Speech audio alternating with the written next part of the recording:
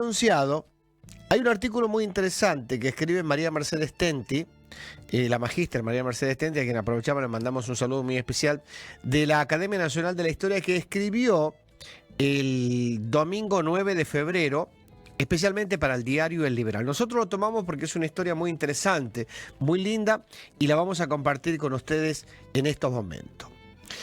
Comienza diciendo María Mercedes Tenti: el mito del trapiche, nuevas evidencias cambian la historia de una muerte trágica. Esto tiene que ver obviamente con la historia de Santiago del Estero. Hasta ahora, historiadoras e historiadores hemos sostenido lo que afirma la tradición oral sobre la muerte del francés Pedro Saint-Germain. Esta tradición afirma que el industrial se suicidó arrojándose de la parte superior del trapiche de su ingenio azucarero, abrumado por las deudas contraídas por un préstamo impagable del banco hipotecario. Esto fue ante el fracaso del modelo industrialista de Santiago del Estero. Incluso hay quienes sostienen que su tumba estaba en un cementerio cercano, enterrado, según el ritual romano de Pablo V, en un denominado corralito, corral de los ahorcados o suicida, ya que por decisión religiosa había que enterrarlos separados de los demás, porque la Iglesia Católica consideraba un pecado mortal que podía destruir la relación eterna de uno con Dios. Sin embargo, un nuevo documento encontrado en el archivo del arzobispado santiagueño cambia la historia de esta muerte trágica. Comencemos por el principio, dice la escritora. ¿Quién fue Pedro Saint-Germain? Pedro Saint-Germain había nacido en Francia en 1841, según un libro de entierros, aunque según el primer censo de población mandado a realizarse por el presidente Sarmiento en 1869, ese año Pedro Saint-Germain contaba con 32 años, es decir, había nacido en el año 1837. No se sabe con certeza cuándo llegó a Santiago del Estero, junto con sus hermanos José y Juan, aunque todos en el mencionado censo ya figuraban en la provincia como industriales. Según Gancedo, arribó a la provincia entre el año 1864 y 1865, integrante de una familia pobre francesa. Primero, se estableció en Rosario, provincia de Santa Fe, en donde trabajaba tan solo por 25 pesos mensuales. Con sus magros ahorros, comenzó a hacer negocios entre Santiago, Córdoba y Tucumán, y luego se estableció en Santiago del Estero, en donde instaló el primer molino a vapor, que luego lo vendió. La memoria descriptiva, editada en 1885, redactada por el agrimensor Alejandro Gancedo, da cuenta de la evolución de las actividades económicas de Saint-Germain.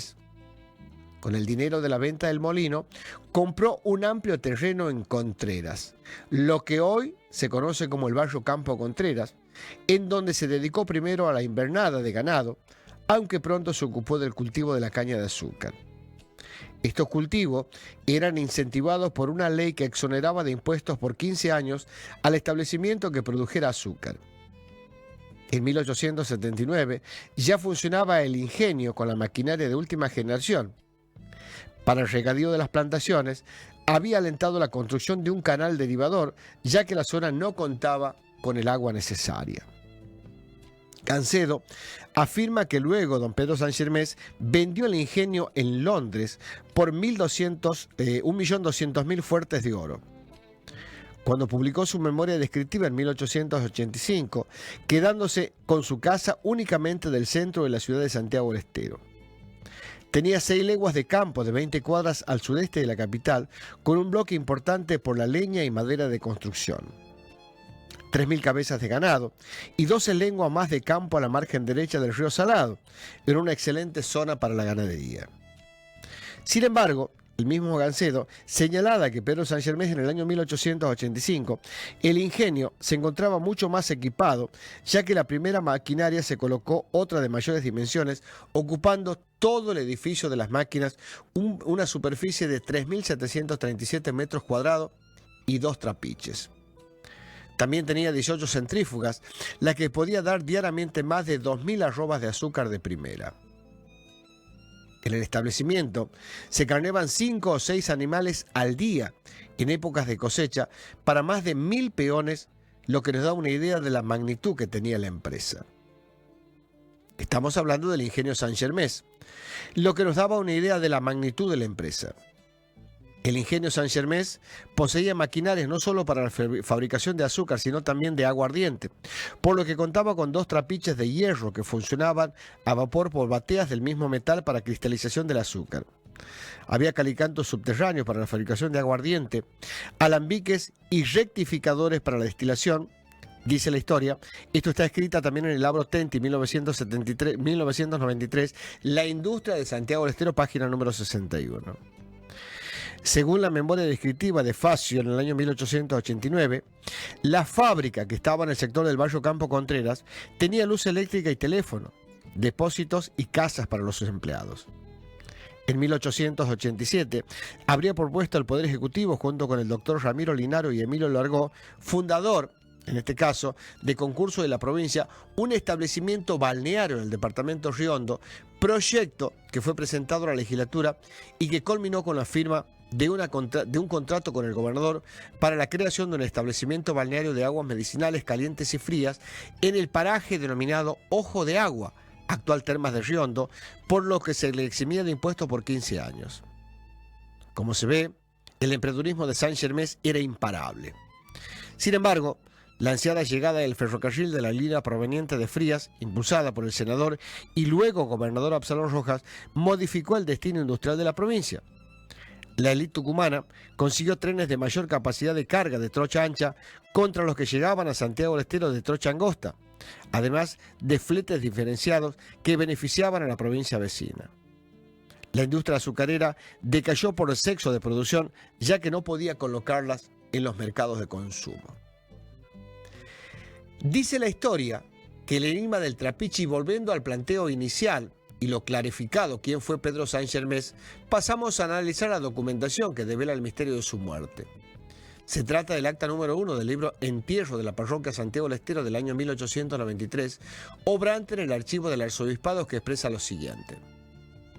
Pedro Saint-Germain, de nacionalidad francesa, de profesión industrial, en Santiago del Estero, a días 13 del mes de mayo del año 1893, en su ingenio azucarero de Contreras, no habiendo recibido los sacramentos de la penitencia y también de Eucaristía ni Santa Extremaunción, porque el accidente fue improviso el día de, y por supuesto, administré yo, el cura interino murió en la comunión de la Santa Madre Iglesia asfixiado, según un testimonio de personas que verifican y formales. Pedro Saint-Germain, de edad 52 años, de estado soltero, natural de Francia y avecinado en esta ciudad, su cadáver fue sepultado en el cementerio municipal el día 14 y se le hizo un oficio cantado y misa cantada. Por esto, lo consta, lo firmó Gregario Cornet Delgado. ¿A qué conclusiones se arriba con esta lectura de esta acta? Dice la escritora María Mercedes Tenti. Que Pedro Saint-Germain murió en forma accidental asfixiado, según un testimonio tomado por el delegado parroquial, que al afirmar que murió en la comunión de la Santa Madre Iglesia, descarta el suicidio, que en ese año era considerado un pecado mortal. Pedro Saint-Germain también se cree que fue enterrado en el cementerio municipal de Santiago del Estero, según el libro de entierro de esa parroquia. En consecuencia, no fue excluido como los otros suicidas.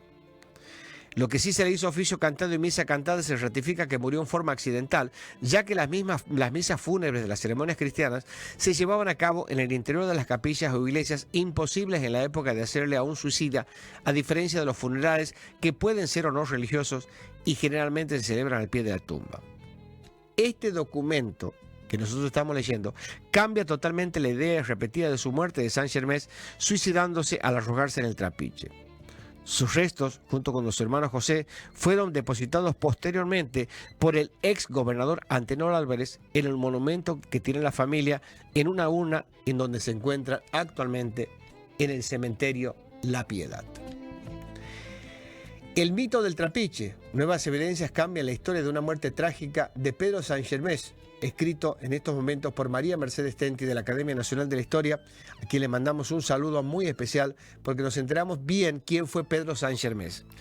La chimenea que está hoy en el barrio Saint-Germain es la fiel imagen de lo que fue el Santiago del Estero en esa época, estamos hablando de 1890 aproximadamente, en donde el barrio Campo Contreras era un gran ingenio azucarero, con un predio que tenía cerca de 30.000 metros cuadrados, algo así como 3 hectáreas aproximadamente, de cañas de azúcar, y con un modelo de ingenio azucarero pocas veces visto en todo el norte.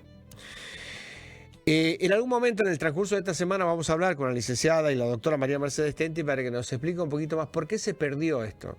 Hablamos del tren que cuando se hizo el ramal Córdoba Frías Tucumán no llegaba a Santiago del Estero. Quien sí tuvieron, por supuesto, los mejores de eso fue para la provincia de Tucumán. Por eso es que después Tucumán se hace un imperio azucarero, le diría. Pero cuando nosotros decimos siempre que todo se inicia en esta madre de ciudades, estamos hablando de esa historia. Nuestro agradecimiento a María Mercedes Tenti de la Academia Nacional de la Historia, el mito del trapiche.